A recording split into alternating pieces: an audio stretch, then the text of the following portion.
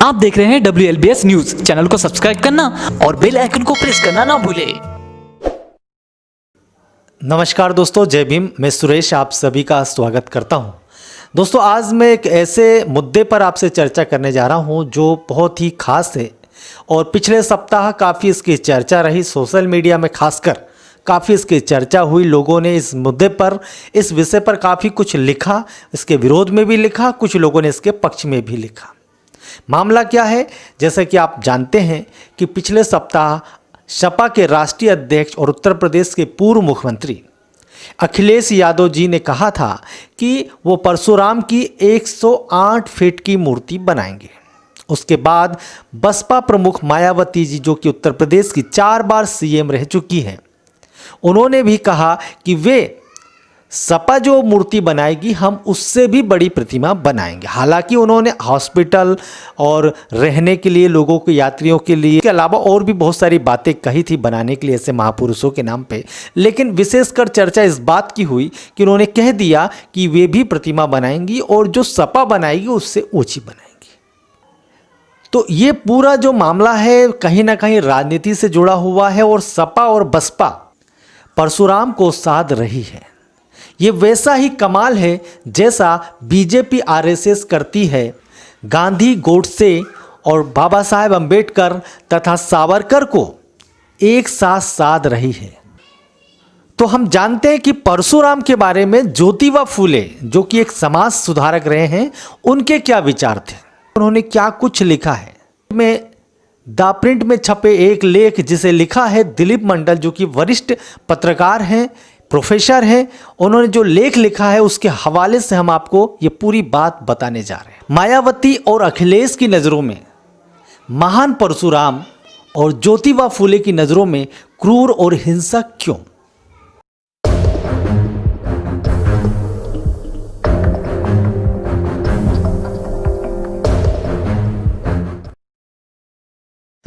अगर राजनीतिक दलों के वादों पर भरोसा करें तो आने वाले दिनों में उत्तर प्रदेश में परशुराम की 2 भव्य और आसमान चूमती मूर्तियां स्थापित हो सकती है। समाजवादी पार्टी और बहुजन समाज पार्टी ने ऐसी ही मूर्तियां लगाने की घोषणा की है। दिलचस्प है कि दोनों पार्टियां समाज सुधारक ज्योतिबा फूले की भी प्रशंसक हैं और उनके विचारों पर चलने की बात करती है। ऐसे में ये याद करना आवश्यक है कि फूले ने परशुराम को क्रूर, निर्दयी, हिंसक और दुष्ट कहा था। समाजवादी पार्टी ने पिछले हफ्ते कहा कि वह उत्तर प्रदेश में परशुराम की 108 फीट की ऊंची प्रतिमा लगाएगी, जिसके निर्माण का जिम्मा एक प्राइवेट ट्रस्ट संभालेगा और इसके लिए जनता से धन जुटाया जाएगा। 108 की संख्या का धार्मिक महत्व है और सपा बेशक इस बात को जानती है।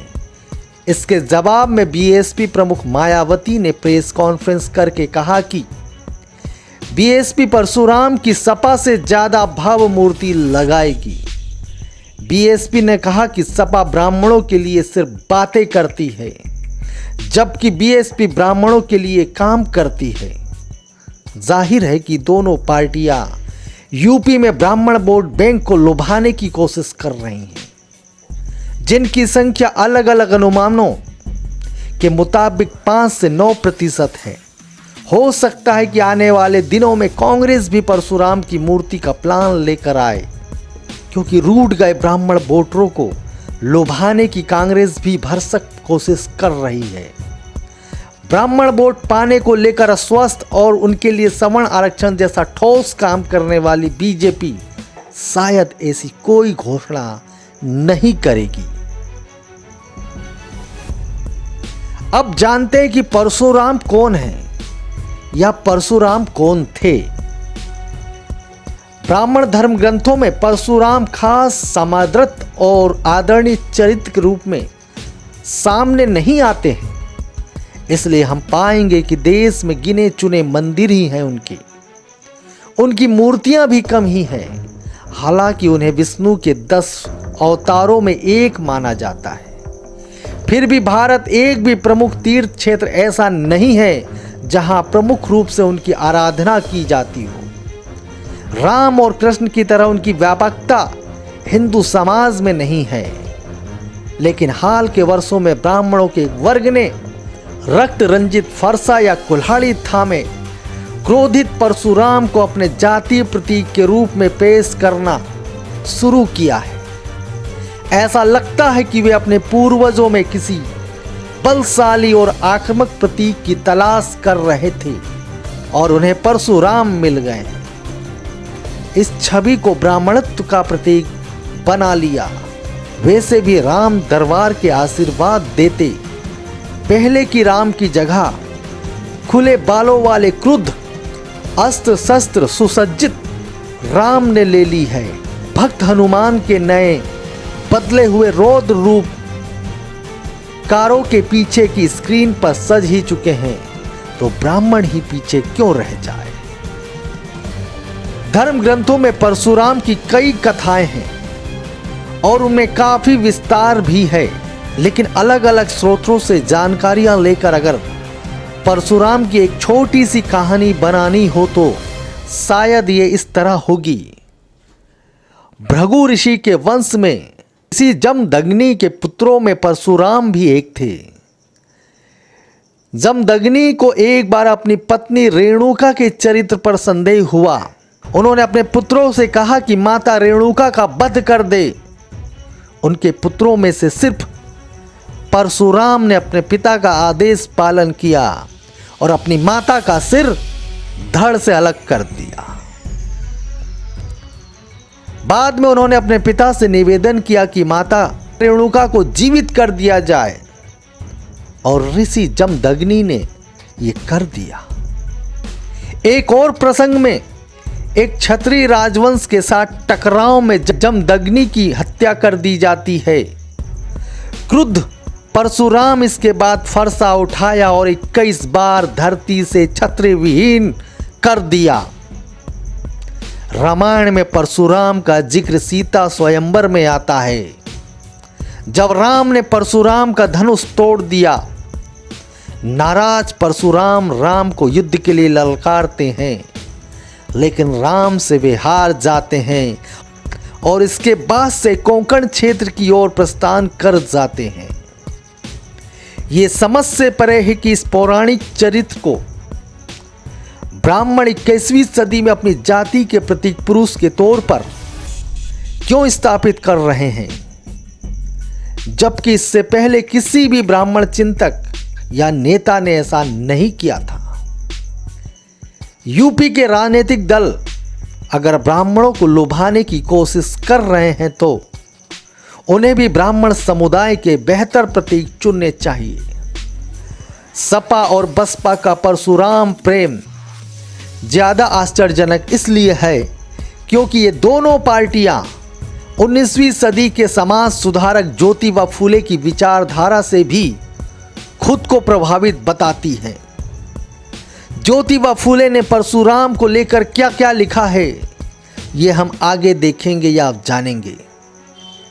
बीएसपी तो अपने स्थापना काल से जिन बहुजन महापुरुषों की विचारधारा की बात करती है, उनमें बुद्ध, बाबा साहेब आम्बेडकर, साहू जी महाराज और फूले प्रमुख हैं। बीएसपी का कोई भी बैनर फूले की तस्वीर के बिना नहीं बनता।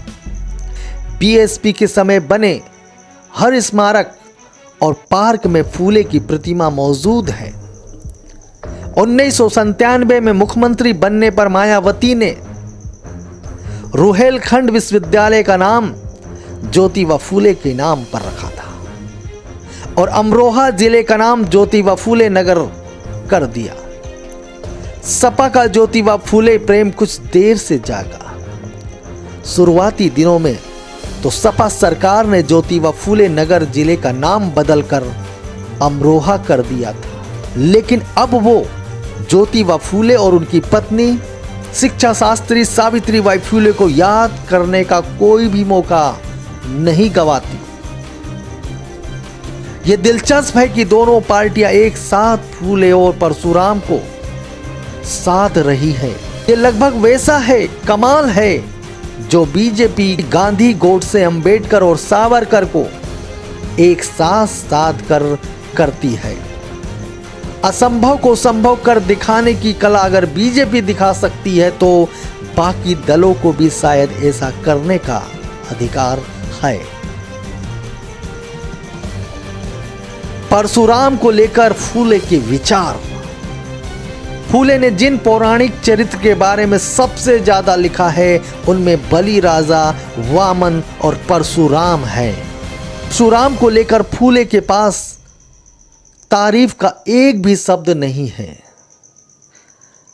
आगे मैं फूले के जिन विचारों को उद्धृत कर रहा हूं वो उनकी मराठी में लिखी गई किताब गुलामगिरी 1873 के अंग्रेजी अनुवाद स्लेवरी से लिए गए हैं। इसे पुस्तक का अंग्रेजी अनुवाद इस उद्देश्य से किया गया था ताकि नेल्सन मंडेला जब 1991 में भारत यात्रा के दौरान मुंबई पहुंचे तो उन्हें उसे भेंट किया जा सके। महाराष्ट्र सरकार ने इसे इंग्लिश में 1991 में ही प्रकाशित किया। वैसे नेल्सन मंडेला मुंबई नहीं पहुंच पाए और ये किताब उन्हें भेंट नहीं की जा सकी। इस अनुवादित पुस्तक की भूमिका महाराष्ट्र के तत्कालीन मुख्यमंत्री शरद पवार ने लिखी है। आगे के शब्द फूले की किताब से हैं। परशुराम ने क्षत्रियों, भारत के मूल निवासियों का नरसंहार किया। उसने लाचार महिलाओं से उनके बच्चे छीन लिए और उनका वध किया। वह एक कदम और आगे बढ़ गया। उसने यहाँ वहाँ भागती फिर रही गर्भवती क्षत्रिय महिलाओं को खोज निकाला और उन्हें जब उसे पता चला कि उन्होंने किसी बच्चे को जन्म दिया है, परशुराम वहाँ आता और उन्हें मार डालता। अब तक के पूरे इतिहास में परशुराम जैसा स्वार्थी, बदनाम, क्रूर और अमानवीय दूसरा चरित्र खोज पाना मुश्किल है। उसकी हिंसा के सामने नीरो अलारिक, जिसने रोम का नाश किया था, मेकियावली के कर्म फीके पड़ जाते हैं। स्वभाव की बात करें तो परशुराम उद्दंड, दुष्ट, हृदयविहीन, मूर्ख और निष्ठुर था। वो अपनी मां की हत्या करने में भी नहीं हिचकिचाया।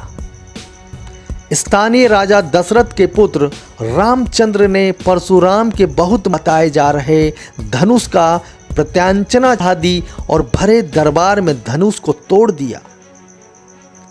इसके बाद उनका सीता से ब्याह हो गया। इससे परशुराम के मन में जलन पैदा हुई। रामचंद्र जब पत्नी सीता के साथ घर लौट रहे थे तो परशुराम ने उन्हें रास्ते में रोका और युद्ध के लिए ललकारा। रामचंद्र ने उसे आसानी से हरा दिया। हार से दुखी परशुराम ने अपना राजपाट त्याग दिया और दक्षिण में कोंकण चला गया, जहां ऐसा कहा जाता है कि वह अपने पिछले कर्मों के लिए दुख मनाता रहा और माना जाता है कि उसने आत्महत्या कर ली। यह पेज नंबर 29 में लिखा हुआ है। फूले ने तो परशुराम को एक खुला पत्र भी लिखा था। उन्होंने लिखा, प्रिय बड़े भाई परशुराम, प्रिय बड़े भाई परशुराम, ब्राह्मणों ने अपने धर्म ग्रंथों के जरिए ऐसा फैला रखा है कि तुम अमर हो। इसलिए मुझसे बचने या भागने की कोशिश मत करो। अगर इस सूचना के 6 महीने के अंदर तुम मेरे सामने प्रस्तुत हो जाते हो तो मैं ही नहीं, दुनिया भर के लोग तुम्हें आदि नारायण का अवतार मानकर तुम्हारा आदर करेंगे। अगर तुमने ऐसा नहीं किया तो इस धरती के महार और मांग तुम्हारे विविध ज्ञानी भक्त ब्राह्मणों का पर्दाफाश कर देंगे। ज्योतिबा फूले एक समाज सुधारक थे। कोई कह सकता है कि 19वीं सदी के समाज सुधारक फूले एक पौराणिक कथा के चरित्र परशुराम के बारे में इतना विश्लेषण क्यों कर रहे थे? कथाओं में तो किसी के भी कर्मों को अतिरेक में यानी बढ़ा चढ़ाकर पेश किया जाता है और ये सभी देशों और धर्मों में हो सकता है। फिर फूले परशुराम या अन्य धार्मिक प्रतीकों को लेकर क्यों बात कर रहे थे? दरअसल फूले उस दौर में आम भारतीयों, खासकर नीची मानी गई जातियों के लोगों और किसानों की दशा को लेकर चिंतित थे और मानते थे कि इसकी सबसे बड़ी वजह जाति व्यवस्था है। उनकी राय में जाति व्यवस्था के चलते रहने की सबसे बड़ी वजह शूद्रों की मानसिक गुलामी है। इसलिए वे धार्मिक पाखंड, अवतारवाद और पोंगा पंथ की कड़ी आलोचना करते हैं और धर्म ग्रंथों का वैकल्पिक पाठ प्रस्तुत करते हुए बताते हैं कि शूद्रों की दास्ता की वजह इन ग्रंथों में है। पहली नज़र में लग सकता है कि फूले ब्राह्मण विरोधी हैं, लेकिन ये सच नहीं है। गुलामगिरी पुस्तक के अनुवादक और स्वयं एक सत्य शोधक रहे प्रोफेसर पीजी पाटिल लिखते हैं कि फूले सिर्फ आलसी, निठल्ले, लालची और भुक्खड़ पुजारी वर्ग द्वारा स्थापित शोषण मूलक व्यवस्था के आलोचक हैं, जिनका दावा है कि वे देवता के अवतार हैं और ये कहकर अज्ञानी लोगों का शोषण करते हैं। फूले की भारतीय दर्शन परंपरा में व्यापक स्वीकृति है और उनके प्रशंसक अलग अलग विचार परंपराओं में हैं। मिसाल के तौर पर डॉक्टर BR अम्बेडकर तो उनसे इतने प्रभावित थे कि उन्होंने फूले को अपने गुरुओं में एक माना और अपनी किताब शूद्र कौन थे फूले को समर्पित की। उन्होंने समर्पण में लिखा, फूले आधुनिक भारत के महानतम शूद्र थे। उन्होंने समाज के निचले वर्गों में रखे गए लोगों को उनकी गुलामी का एहसास कराया और बताया कि विदेशी शासन से मुक्ति से भी पहले जरूरी है समाज में लोकतंत्र स्थापित किया जाए। प्रधानमंत्री नरेंद्र मोदी फूले के समाज सुधारक और शिक्षा के क्षेत्र में किए गए कार्यों के प्रशंसक हैं। भारतीय गणराज्य के राष्ट्रपति रामनाथ कोविंद लिखते हैं कि फूले महान राष्ट्र निर्माता थे। भारत सरकार ने ज्योतिबा फूले की याद में डाक टिकट जारी किया है। देश के कई संस्थानों के नाम फूले के नाम पर हैं। ज्योतिबा फूले की जीवन संगिनी और शिक्षा शास्त्री सावित्रीबाई फूले के नाम पर पुणे विश्वविद्यालय का नाम रखा गया है। ये दुखद है कि मायावती और अखिलेश फूले का नाम तो लेते हैं, लेकिन उन्होंने फूले की रचनाओं को ठीक से पढ़ा नहीं है, वरना वे ब्राह्मण समाज को साथ लाने के लिए किसी बेहतर प्रतीक को स्थापित करते।